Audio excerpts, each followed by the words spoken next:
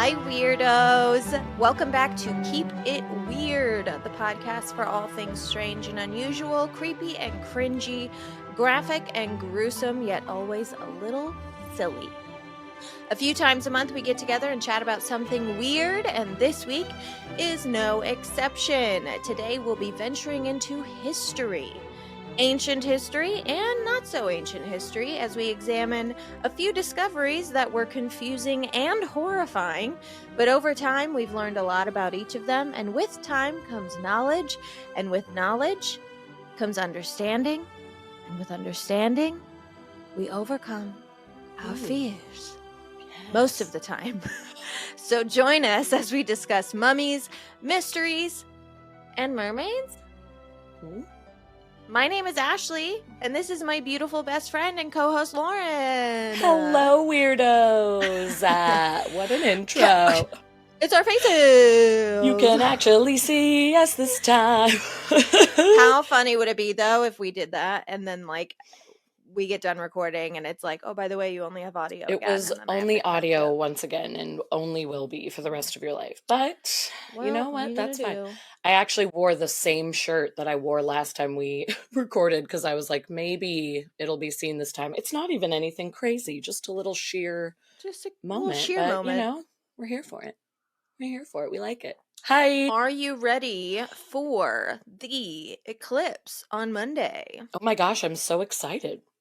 Oh, I have a coffee ground in my tooth. Oh, very cool. I don't have special glasses, but I am told that I can borrow some from a friend, so I'm hoping that is true so that I don't go blind. How about you? For sure. Yeah, absolutely. And what I'm realizing now is that, when the listeners will hear this, it will be 2 weeks after the eclipse. That's so shut up. Whatever has happened with the eclipse, whatever, crazy, A, maybe the world's the same. Or B, maybe we've drifted onto a better timeline. I don't know what life is going to be like when this episode airs. But right now, it's 2 days before the eclipse. I'm going to be in about 97% totality where I am. So that's going to be really cool. It is so cool. I'll be working, but me and my office mates, I now have multiple office mates. It's no longer just me sad alone in an office.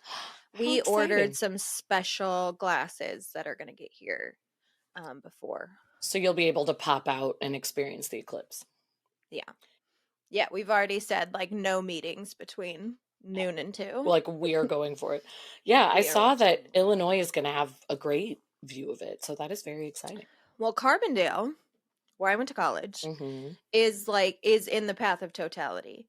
So Southern Illinois right now is going through it. The National Guard is there. There are millions of people showing up to watch the eclipse. It's kind of chaos. I thought about going down, and then I was like, you know what? I'm going to avoid that. I'm going to avoid some chaotic crowds and being trampled. Everyone's like, oh, you don't want to experience the eclipse. It's I'm going to experience the eclipse. I'm in 97%. It's not I'm going to have a good time. It's not going to happen where I am. Yes. It's going to happen. We're all going to be okay. Also happening this week, besides the eclipse, also Mercury is in retrograde, and I am feeling it this week. The combo of the eclipse and Mercury has just been something special, and we've been on week 2 of Wilder's spring break, and nobody should have a 2-week spring break trapped with their child. Break. Listen, it's awful, and you know what? I love my son, California but it's too much. Is really going downhill. Truly, we're just a shithole of 2-week spring breaks, and yeah, we're gonna sink into the sea, and it's all gonna be fine. Do you still have a coffee ground in your teeth? Yeah. Did you see me picking it? I think I got it. I just saw you messing with your teeth. I can't actually see the ground. What is your coffee mug today? Because it's mornings now. I know. I love our mornings. Not fun. I feel like last time it was at least cute. And again, nobody got to see it. KPCC, local radio station, basically like NPR. Represent. Wow. My mug today was a gift from former guest Billy Roach. My favorite mug. It's the most beautiful thing I've ever fucking seen in my entire life. It's so gorgeous. And I love it. I cannot. I know. Billy, you're a real one. We love you. Billy, we were talking about you before we recorded, and you're just We were It talking about can. like what it must be nice to be like what it must be nice, what it must be like to be like a nice person and like a Yeah. thoughtful, caring, like individual. Cause like I consider both of us to be very nice people. We're very Yeah. sweet. We're very nice. We're nice and For kind sure. to everyone we meet.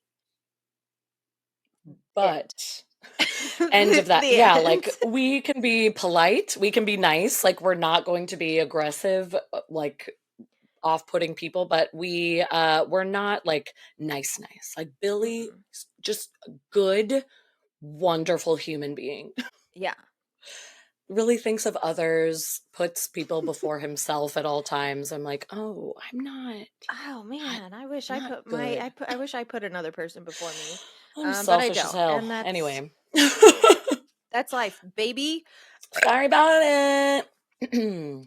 So hey Love guys, I you. hope you're doing okay this year with our every other week episode drop. I know it seems like episodes aren't fucking ever coming out. Sorry about it, but it's working out really nice for us. I'll tell you that It's much. been really great with the scheduling. We love it. It's working out really good. For these two. Mhm. Uh Today we've got some weird stories for you. Lauren's going to start us off. What do you have Wap. for us first today? I haven't done this segment before. Ooh. It was one of our sponsored segments, and Ashley does a much better job with it, but I'm gonna give it Yeah, you the have old to give it a college try. shot. Okay.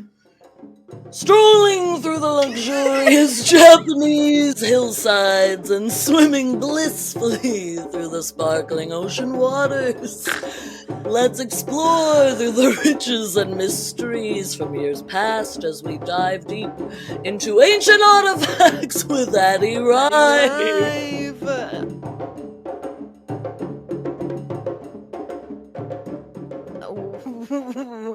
You did great. You did really well. I didn't mean to go so nasally, but then like I couldn't escape it. But It's like Pringles. Once you pop, the fun don't stop. Once you you can't pop stop. that, you can't correct without like completely being like, let me start that over. And I we're not know. about that here. We're just about That's diving where we in. were. Ancient Artifacts with Addie Rife. Thank you Addie to Rife. loyal listener who we adore, Addie Rife, for giving us this idea for a segment. You too can sponsor a segment. You know the drill. We got Cursed Crooners. We got our music one from our dear friend Mel. That was amazing too. We got good stuff, but we're looking for you. Yeah. But Only you in can the prevent meantime, forest fires and only only submit you can prevent forest fires. segments to our show. Which also, like, here's the thing: only you can prevent forest fires is gaslighting. I know, I 1000% is. Excuse. There are other people who There can are prevent them and are a lot better of at other preventing fucking them than people me. that can prevent I forest actually fires. I I don't even know actually how to don't think start a that I fire. can. Yeah. I can't So start one. I can't prevent one. You're never going to find me in the forest I'm really not because even I don't there. enjoy nature. Like I'm not even there. So don't try to tell me what's up. Anyway, Oh my Addie, God. love you. Ancient artifacts. Here we go. In 2022 and 2023, there's been several, which is kind of upsetting. Hmm. We have been finding some super creepy mermaid, quote unquote, mummies in Japan. And it's weirder than scientists have ever expected. That's the interesting thing is like it's already weird, but now that they're getting studied and we're bringing them into labs, they're like, oh, wait, this was even more bizarre than the sentence you Oh just my heard God. about the mermaid mummy. See, here's the thing. I know I mentioned mummies and mermaids in my opening, so you would think that like I know I'm privy to what Lauren's going to talk about today. Negative. I saw the link. So I Yep. need to know what the fuck you're talking about when you say mermaid mummies. I know. And to be honest, like it sounds creepier than it is, but I'm just like, I didn't know this existed. So, a centuries old mummified mermaid that Mm-hmm. scientists recently revealed to be nothing more than like a gruesome doll of animal parts gets even more bizarre. So, in 2023, after a 2022 discovery, it took them like a full year to really get in the lab and find out what they were looking at.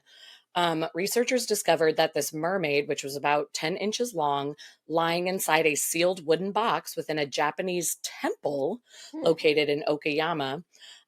They found out that it was the torso and head of a monkey sewed onto a decapitated fish's body. Classic. Sewn on, and it does like I actually sent photos to our Keep It Weird email so that you could like follow along if you wanted. So you can go check it out. And listeners, you can also look it up. Just mermaid mummy. It'll pop right up for you. But 12 inches long in a sealed wooden box. It is a monkey head on a decapitated fish's body. And it does look like a monkey mermaid. Yeah, it looks like, and it's small, like 12 inches long. It's just like a little foot guy. It's just like a like trophy monkey fish that is horrifying looking. And they're like, so why? Yeah, why? And then upon further research, again, they had to go through a lot, look into, Japanese history, traditions, all of that to be like, what's going on here? And like, why was this sewn on? Like, okay, this doesn't exist in nature, which was our first fear, but what's going on here? So this hybrid represents a ningyo from Japanese mythology, which is a fish-like creature with a human head that is fabled to help cure disease and increase longevity of life. So it's like fountain of youth. Yeah. Help me live forever. It like centuries ago was like everybody fully believed that this was real and this was the secret to a longer life. Honestly, like love that for them. Love that for us to know that like we've always just been so fucking weird. Like weird forever and ever. Weirdos have been around since the beginning of time. Love that. So this Ningyo or spin-off of the Ningyo was it had been displayed in a glass case at this Japanese temple for people to come worship. That is how much they were like holding on to this idea. And then eventually it was stored away for more than 40 years. And there was a letter inside the mummy's box that claimed that this specimen was real and caught by a fisherman sometime between 1730 and 1741. But as they started to break it down and study it a little more, it was likely created as a hoax to sell to affluent people wanting to improve their health or longer lives. And somebody was like, let's really just stick it to these richies and sew a monkey head onto a fish's body to make some money, which like, man. They take it and they're like, well, it's weird that it does have Frankenstein stitching all over its body. 1000%. But whatever. Researchers from the Kurashiki University of Science and Arts, or KUSA, in Japan, took possession of the mermaid in early February 2022 with permission from the temple's priests. So I was like, because that was honestly my first thought was like, so did you just like steal it? Was this like national treasure where it was like, we must get the Declaration of Independence? But they cleared it with the priests. They went like through all the right avenues, which I appreciate. And they were like, we got to study this eerie artifact. Using all these different techniques, but huge was the X-ray and the CT scan and radiocarbon dating, DNA analysis, all of it. So this tiny little monkey-headed fish-tailed mermaid creature went in every machine available. And, sorry, the coffee ground keeps popping out. Okay. And on February 7th... I just like to think of like this one coffee ground just finding its way through like the grooves of your teeth. As I've been talking, I like feel it. It's like it went to my tongue and then to inside of my lip and then back up. And I was like, there's just going to be a coffee ground in this episode. It's a real Osmosis Jones situation happening inside. Osmosis Jones. I haven't thought about that in so long. Oh, okay. On February 7th, the team finally released its findings in an official KUSA statement translated from Japanese, saying what they found out about this mermaid. And it was even more bizarre than it already sounded because the mermaid's torso actually did not belong to a monkey as they thought, but it was made predominantly from cloth, paper, and cotton held together by metal pins from the neck to the lower back. So it was even more fake than imagined, but they did a good job with it and it stayed intact all these years. It had been painted with a paste made from a mix of sand and charcoal. So they're like total hoax. But even weirder, and this is why I'm like, man, these people just went to the greatest lengths to trick these people and make $1.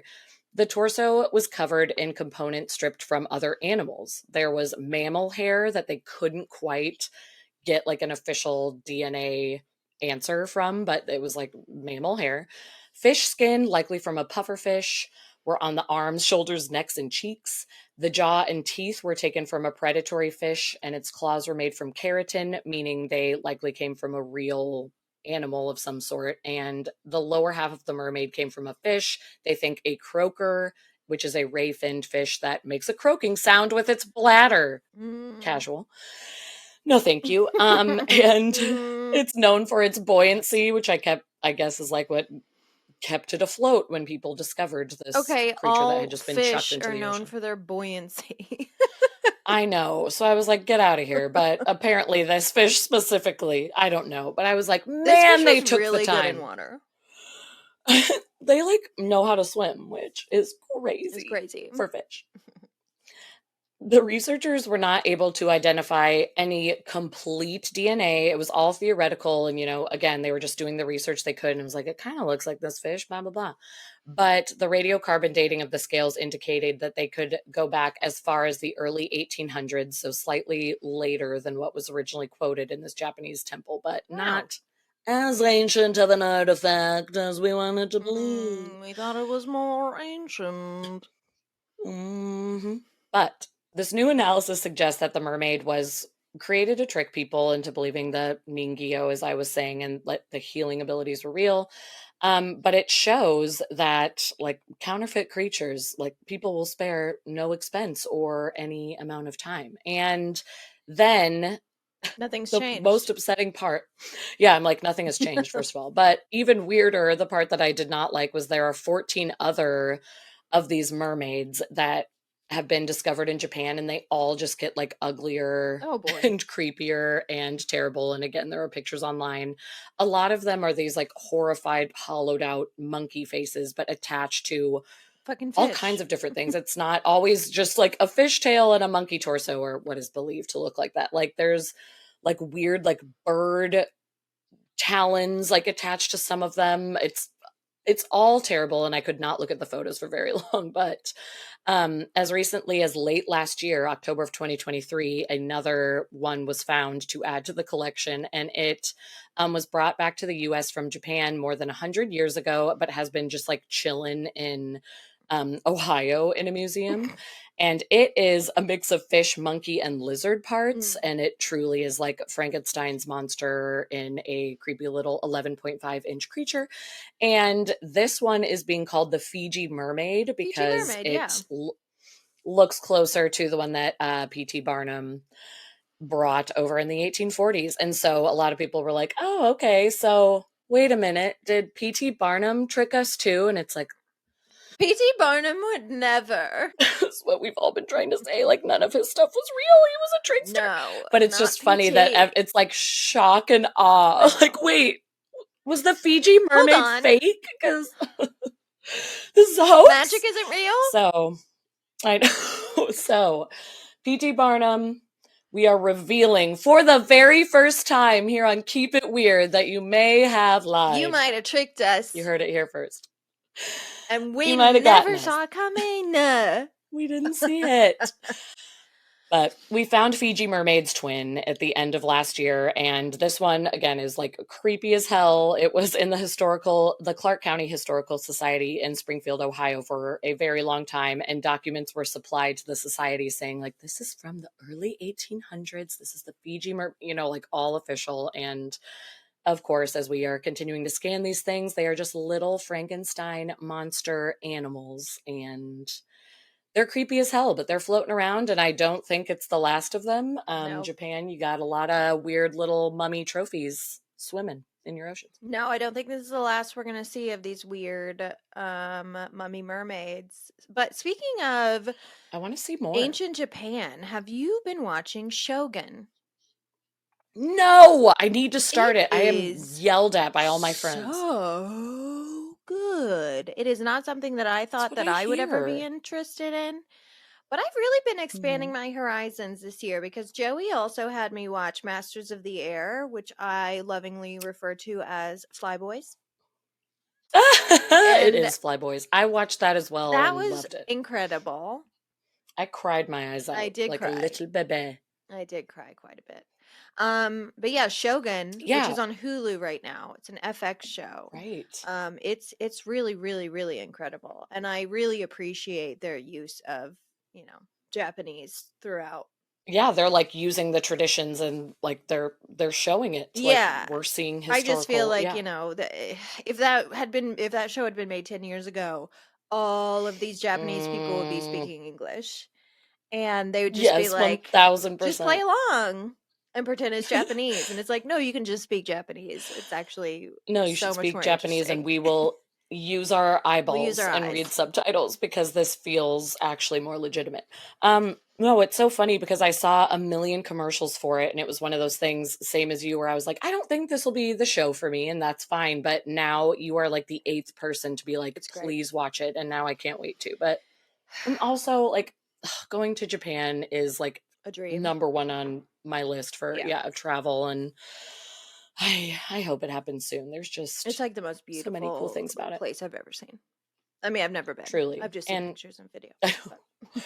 we're pretending. But yeah, as creeped out as I am by these mermaid mummies, like I hope we find more, and I kind of want to go to Japan even more now to, like, I don't know, take a little swim and see if I can find a little monkey head, so we'll see.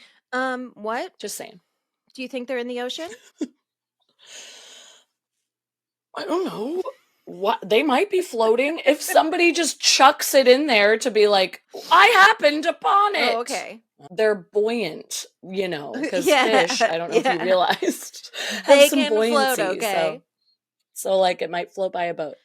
Yeah, it's wild. These things are very creepy. They are very creepy. I've always creepy. Creepy. Creepy. Wee creepy. No, I always really enjoyed the Halloween Town in Burbank, California. Always had a Fiji mermaid there in a glass case, and Love that. obviously a replicant of the Fiji mermaid, but still, it was always one of my favorite things to gander upon in that spooky, spooky place. Yeah, I miss that place so much, but like, yeah, the recreations have been so wild, but also it's like they were just using, some arts and crafts supplies to remake those, but then seeing like, I just can't get over imagining people like, okay, monkey head, check. Fish base, check. Lizard tail, triple check. And just like gluing or whatever they could use. Glue wasn't around. Putting the scales on. Anything to make a buck. But I'm tired, and I just don't see myself putting any kind of effort similar to that into anything in life. Like, I'm not a Pinterest mom.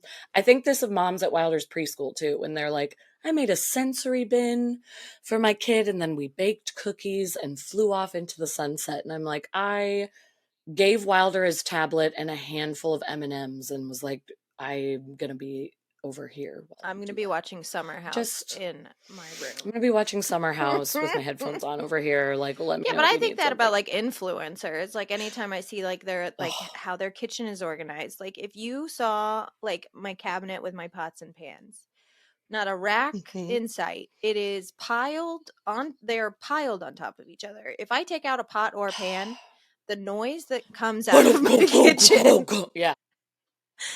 It's just a life that I'm on. It's so foreign to me to be like super organized, clean, tidy. It's not that I'm dirty. It's just that I have stuff and I don't have place for it. And we were talking about this on the Losers Club because they were like, Ashley, how do you keep your library? And I was like, well, stack of books over here. Let me show you my pile of books. There's a stack of books over here. There's a stack of books over here. If I reach down, there's a book. If I reach down, there's a book. Like, how do I organize my library? Yeah. Strewn about my home. Yeah, 1000%. We did a Zoom with some of our listeners. It was one of the it was the prize for the Halloween season. Like we did that Zoom party. And I remember we were talking about books on there.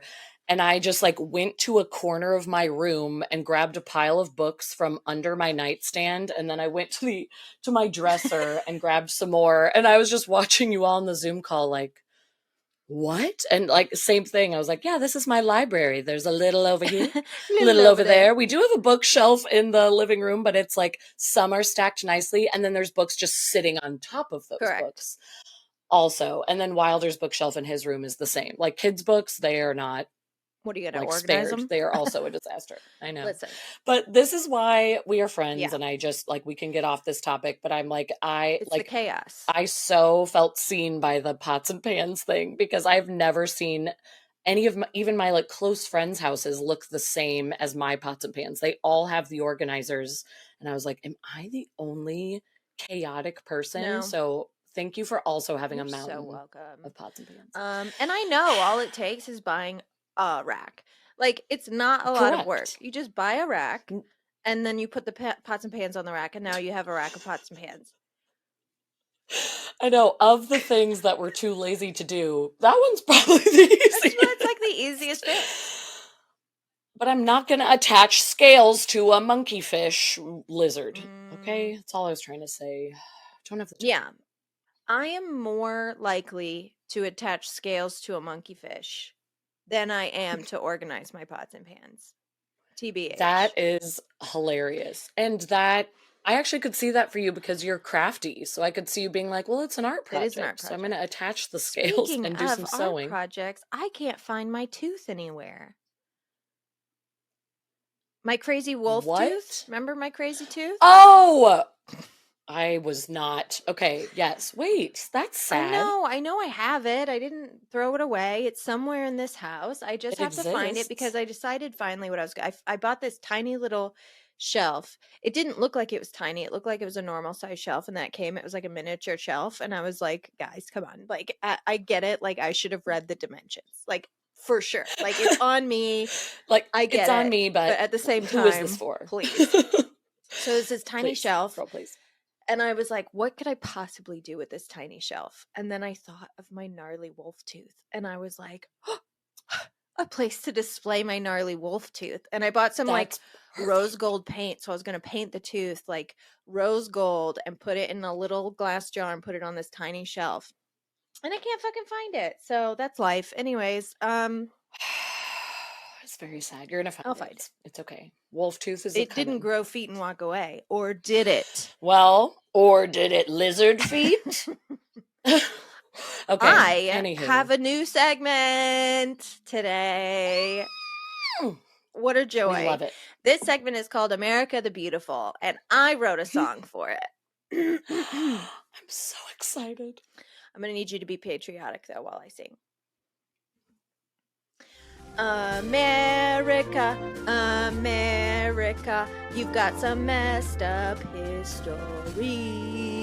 It's sometimes good, but often not good. Which is it today? Let's see. That was so good. Thank you so much. We're all songwriters. America the Beautiful is our segment where we share stories about American history. We haven't been a country for very long, but boy, have we given you some bang for your buck. So this is kind of an extreme bummer of a story. Womp womp. Super sorry. But it is very interesting, and it has helped shape the world we live in today. So get over it. Everybody just relax. Trigger warnings, mental health, death, maybe a little incest. We don't know. So today I'm going to teach you about the Collyer Brothers of Manhattan and their mansion full of garbage. So on March 21st, 1947. On March... Queepy. What? Queepy. You're having some speech days. Okay. It's fine. Everything's fine. On March 21st, 1947, an anonymous tipster who called himself Charles Smith... That's irrelevant. I don't even know why it's in my notes. An anonymous tipster called the New York City Police Department to report a dead body locked in a 4-story brownstone at 2078 Fifth Avenue in Manhattan. And the police weren't that concerned because they knew who lived at that house, and it was fairly routine for neighbors to call and complain about the place, from bad smells to strange sounds in the middle of the night, and even just like prank calls from teenagers who had developed like urban legends about the inhabitants of this house. So they sent a patrolman out to check out the sitch, and he didn't get an answer when he knocked on the doors and windows several times. So he tried to enter Mm. himself and found that he literally could not enter. There was something blocking the door. So now he's worried and he calls for backup. So more guys show up along with the New York City Fire Department to try and get into this house in case someone inside is hurt or worse, actually dead.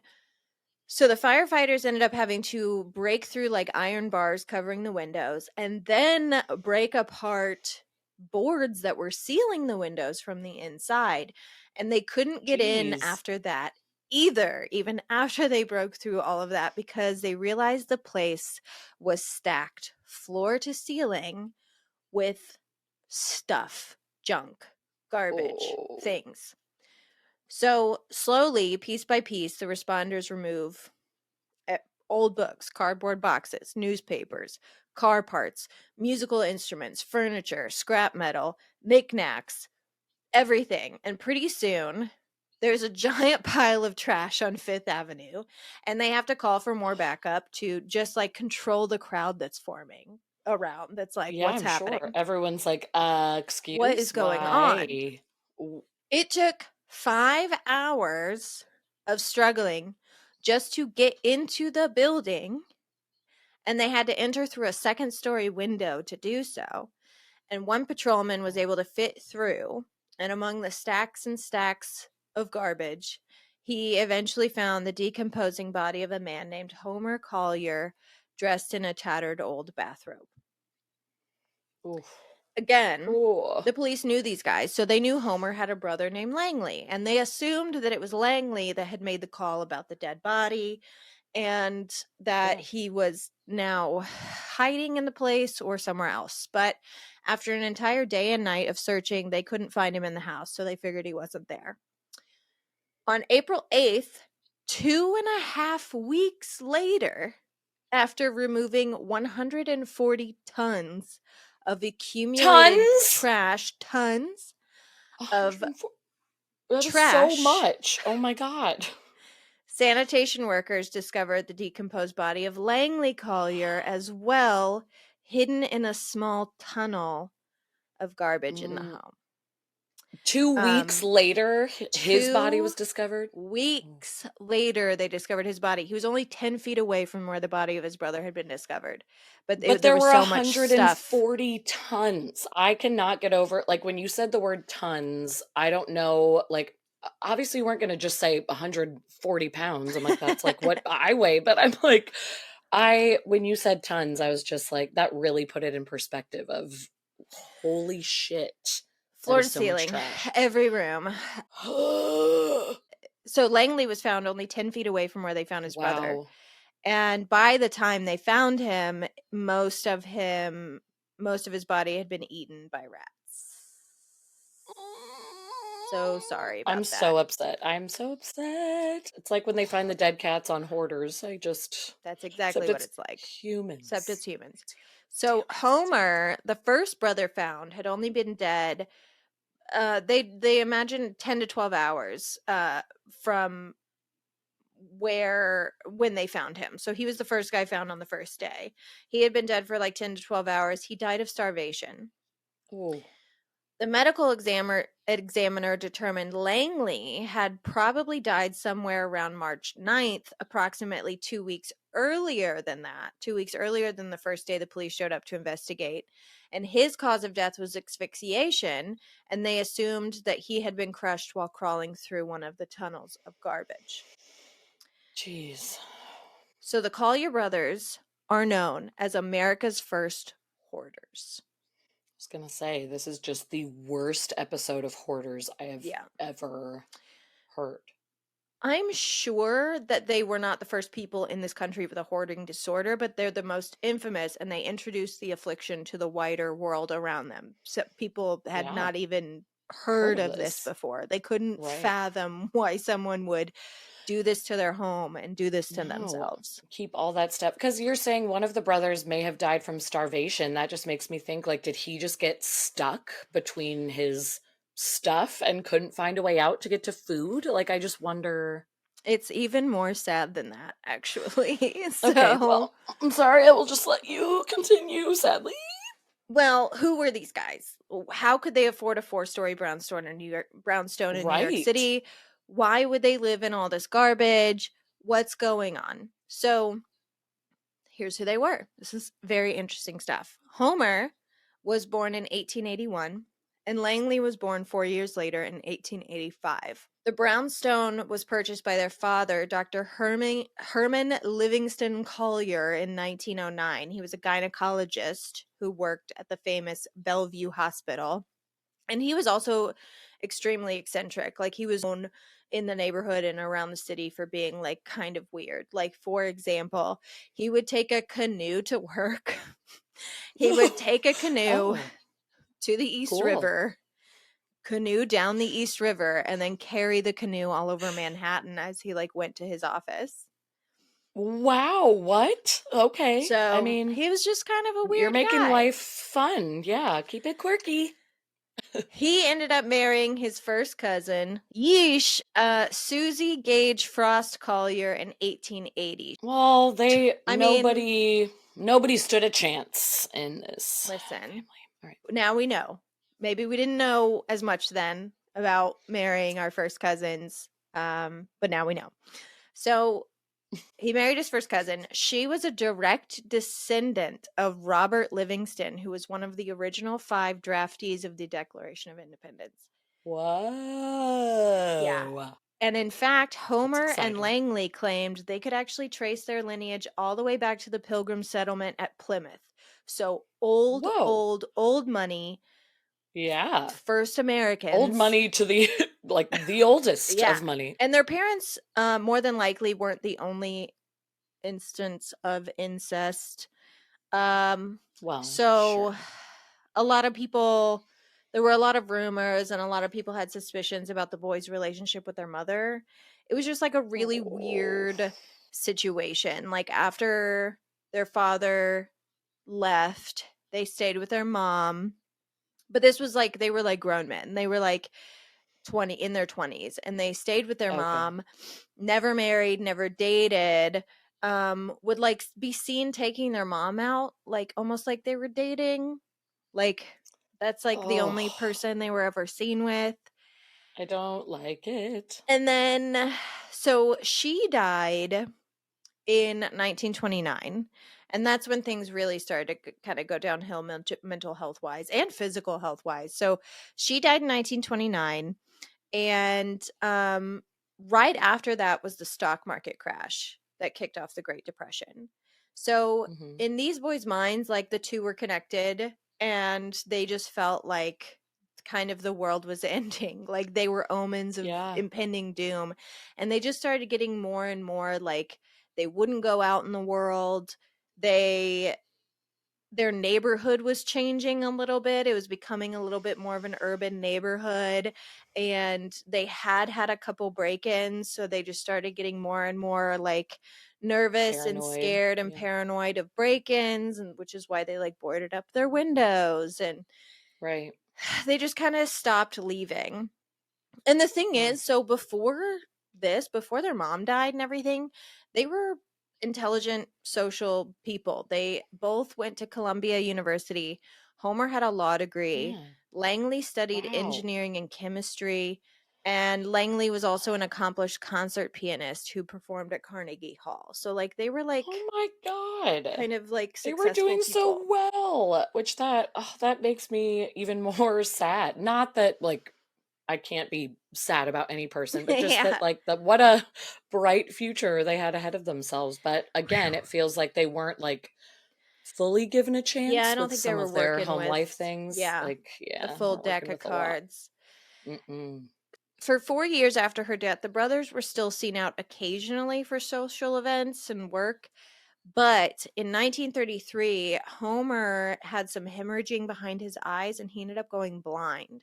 So Ooh. Langley quit his job to care for him, And from then on, like for the rest of their lives, they just lived off the inheritance their father left them. And Okay. it was at this time when they stopped leaving the brownstone that they started to like lose touch with reality. Langley once told a reporter that he dressed and fed his brother. He would play piano sonatas to entertain him, and he insisted that his brother was going to recover from his blindness because all he fed him was oranges, bread, oatmeal, and tea. And like that was going to like cure his blindness. That is the eyeball cure right there. Yeah. That's it. So at one point, he told people the reason he was collecting so many newspapers, because that was kind of the first thing, was that there were stacks and stacks of newspapers all over. And he said that he was collecting them because Homer was eventually going to be able to see again. And he wanted his brother to be able to read the newspapers once he regained his eyesight. That's just sad.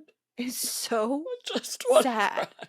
It started as like a wild thought, obviously, but like a pure loving thought at the same time of like, well, I gotta save these for when my brother can see, and I'm feeding him all these nutritional things. I'm just so sad for these brothers. But is it nutrition? Because it's oranges, bread, and oatmeal. No, I know.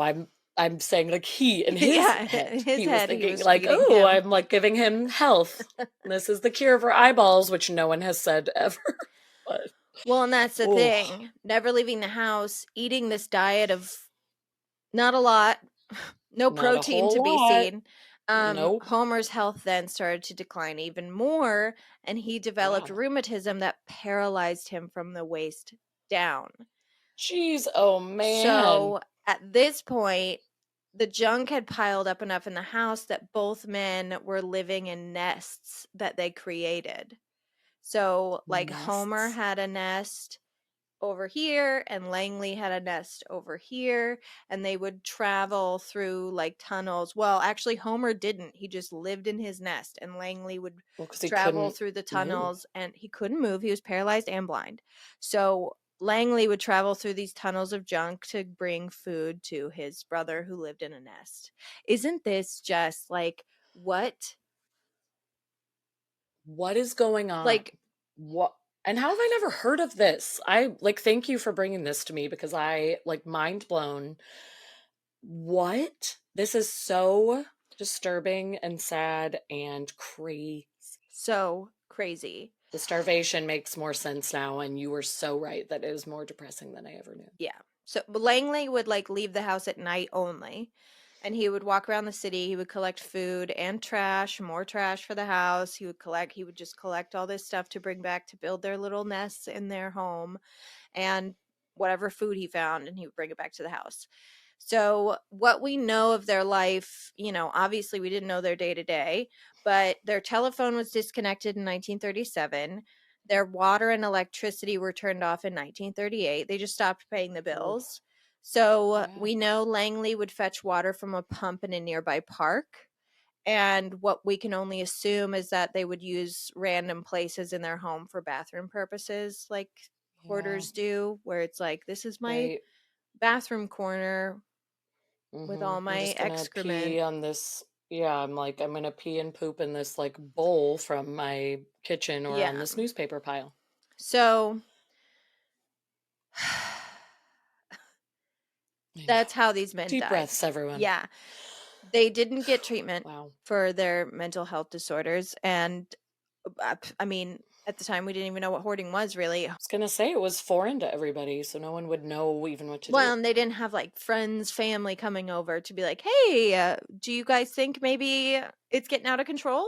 Or maybe we should like shift some things around clean in here, and actually like living in a nest with no power is not going to be good for you. But yeah, they had nobody. But basically what seems to have happened is that Langley, so Homer, paralyzed and blind, was completely dependent on his brother to bring food into his nest every day.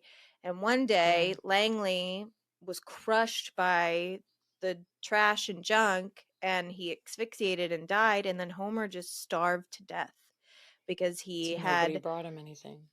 no way to get out.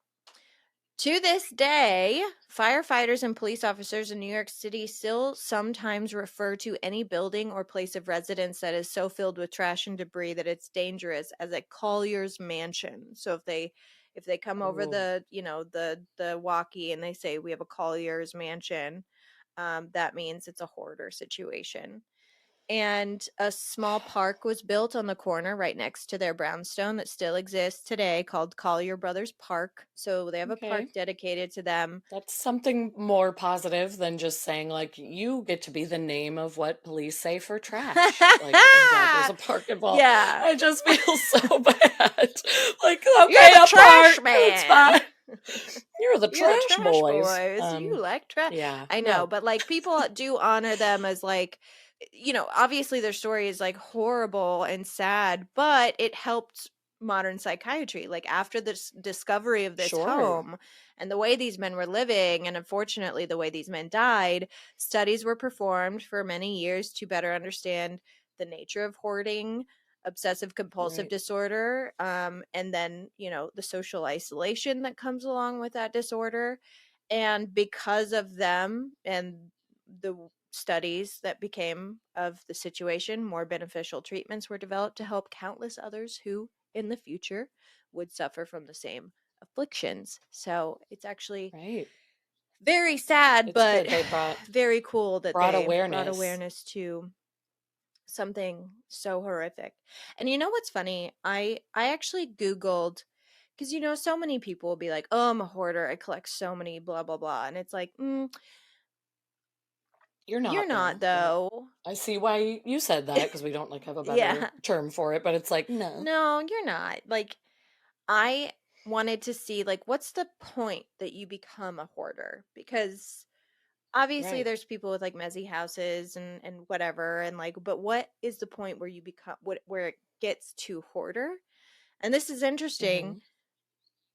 When you cross that line into hoarder is when the amount of stuff, be it trash or not trash yet, because sometimes it's just like collecting things that you Tchotchkes. tchotchkes, but it's when your collection of stuff hinders you from like things that you need in your life. So if you can't Mm, cook a meal in your kitchen because of the amount of stuff in your kitchen, or if you can't get to your bed in your bedroom so you sleep on the couch, right. hoarder. If you can't get to the toilet that you need or the shower because of stuff that's built up, that's when it becomes hoarding. Interesting. Yeah.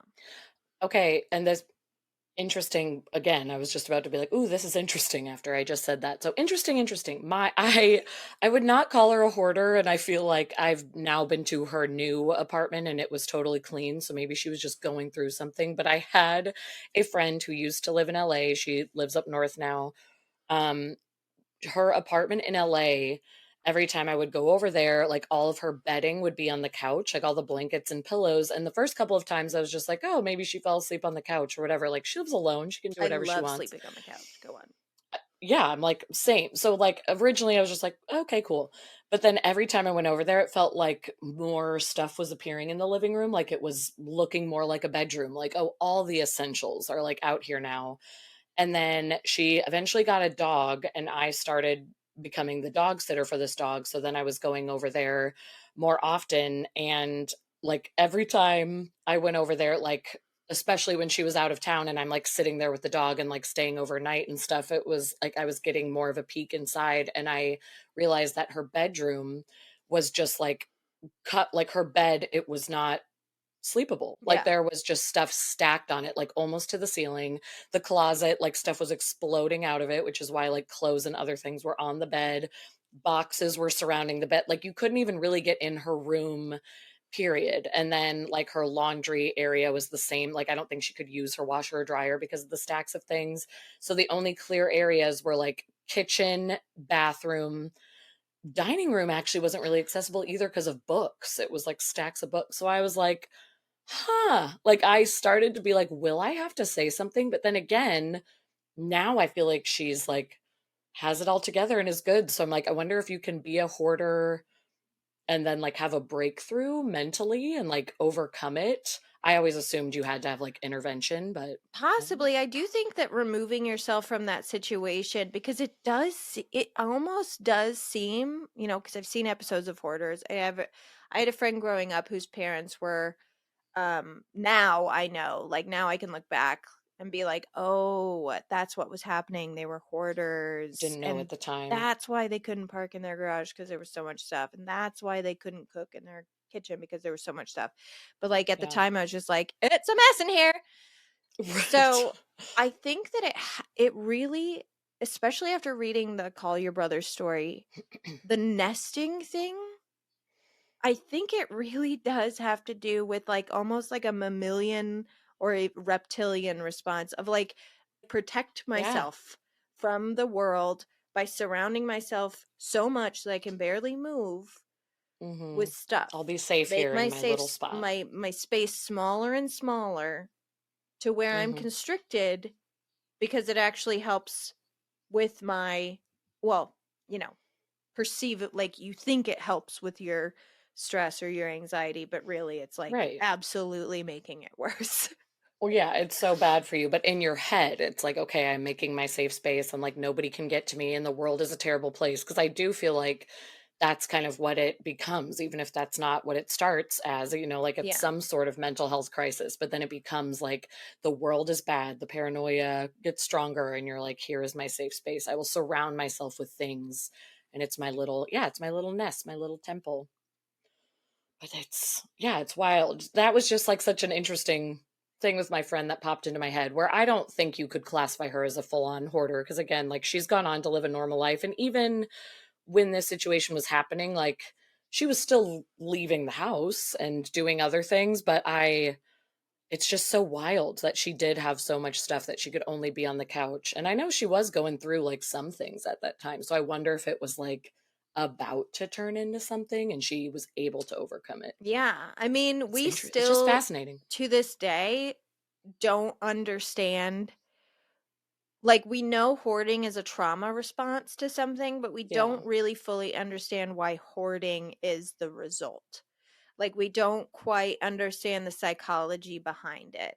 And there are levels of it where it's like, oh, I can't get to my bedroom, but I still go out, I still socialize. Eventually it gets to the point where the agoraphobia kicks in. And Right. I think since having Wilder, you haven't really had this problem. And maybe you never did because you've always been a pretty like social person. But I Hmm. find the longer I stay inside and like don't go out, the harder it is for me to like go out. Like Yeah. I absolutely can see in myself, I get agoraphobia very much so, Yeah. because I can For sure. see that getting to a point where it's like now I literally can't leave my house and I don't want to see people that Hmm. come to my house. I got really bad in LA where it was like I don't want to run into a neighbor, and it's like I who remember that. cares? Just like Oh, I didn't want to do just laundry cuz I go. was afraid I would run into a neighbor and have to say like, Man. "Hi, how are you? Good, how are you? Bye." The So thought of much. that Yeah. was so awful that I was like, I just won't do laundry. And it's like, Ugh, hey, what? I know. I I have gotten better now. Like you're right. I am like even though I am like textbook introvert, I am very social. So like I am fine in social situations and I've gotten back to that and I feel like my social life is more normal now. But coming out of COVID, which I know was true for a lot of us, it's not just unique to me, but coming out of COVID, I very much related to that. Like to the point where I like even when stores were open, masks were starting to come off, I was like, I'm only doing grocery delivery. Like I will only do delivery because like I can't go to the store. And Alex was like, what is happening to you? Like you used to love going to the store because again, like since having Wilder, he was like, it was your escape. It was like your Yeah. time away from the house. And now I'm just like, no, like I will stay here with Wilder and like only do delivery. So it is funny when you said like the more you stay home, the more that becomes the norm because that was absolutely true. After like staying indoors and staying away from people for so long in COVID, I was like, I can never go back to the way things were. And like, thank goodness that is not the case. And I've gotten back to normal. But I feel like I got a glimpse into how that can feel, where I was just like, the world is bad and I will stay indoors now forever. Yeah, I know for a fact that there is someone listening to this right now or watching who Hey. is depressed or anxious or whatever, and they're scared to leave the house and they're in that situation. The only advice I can give you is to go out of the house. Go to the Just make yourself store, do it. run some errands. Try not to spend an entire day at home talking to no one ever. Like make one, like get out of the house once a day. Yeah. Because the more you do it, the more it reinforces nothing bad is going to happen. These interactions aren't that bad. You become more social, you become more comfortable getting out of the house, but you do have to leave the house. I've been there. Yes. Hard. Let's spin the wheel. Let's get out of here. It's time. That's all the Ooh. time we have this week for Keep It Weird. Thank you as usual for listening. We love you very much. Thank you for watching. We're back. Ding. And we spin the wheel now. Bitch, we spin the wheel. And now you can see it. And you can see it now. I'll put it on the screen. You're not going to have to look at my phone. We are spinning the wheel today to see how we're going to close out the show. Are we going to play Hive Mind with Zener cards? Are we going to pull a tarot card? Are we going to ask a random question? Oops, I don't have any prepared. Are we going to play bibliomancy? Are we going to give an inspirational quote off the top of our heads? Or are we going to say, fuck it, bye, we're not doing any of that? Let's see now. The wheel. The clock. Good, it's random questions. The one that we're like, we don't have I prepared. don't have one prepared. I used to have a freaking list too, for not even for this reason, just like to spring on you on an episode, and I don't think I have it. Hold on, I feel like I definitely wrote some down. Found it. I had it not saved under questions, but random question. What's the most unusual item on your desk right now, right in front of you? I mean, I've got a lot of weird shit on my desk right now. I know, but like, what is like so out of pocket? So out of Oh, pocket. I have a good one because I'm at Alex's desk. Please show me. Yeah. You go first. Because Alex is such a weirdo Gonzo statue. But it's Gonzo as a pirate. Sure. Because this is Alex Ogle. And what's funny is like it took me a minute to be like, oh, this would be unusual to our listeners. To me, I was like, well, I can't do Gonzo because this is just my husband. This is just my life. These Muppets are everywhere. Oh, Lord. Also, his heartburn medication. It's a scan of my creepy baby hands. Do you remember this? Yes, I don't like it. I don't. This is my baby, my little baby hands, and you can almost kind of see my little baby face peeking in because that's worse. When I was born, my mom took me to work with her, and she, at the hospital, and she had one of those big like Xerox machines, and she was like, "I love my baby, like, put your baby and I'm gonna put her in there." So she just shoved me in the Xerox I get machine. it. I would have totally done that to Wilder too. So it's like, it's not the idea, it's just how creepy. But she kept it forever and eventually like framed it and gave it to me because she thought it was so funny. She was like, "These are your hands." I mean, it is funny. Your hands and maybe like a little bit of your face, and it's a horror. It could be the cover for a horror movie. It really could. Sure. So thank you, Pam. Thank you, Mom, for being such a big part of my life and making me as weird as... Oh, and Rizzo! Well, he's a pirate too. Okay, I was like, do you remember his name? I forgot it. You and Alex, like, I call him a nerd, but you knew too. I don't know Rizzo. I've seen Muppet Christmas Carol about Muppet Treasure. 1,000 goddamn times. Light the lamp, not the rat. Light the lamp, not the rat. Rizzo the rat. Anyways, thank you guys for listening. Follow us on social media. We will see you in 2 weeks. We love you so much. We hope the world's still here after the eclipse. And keep it weird.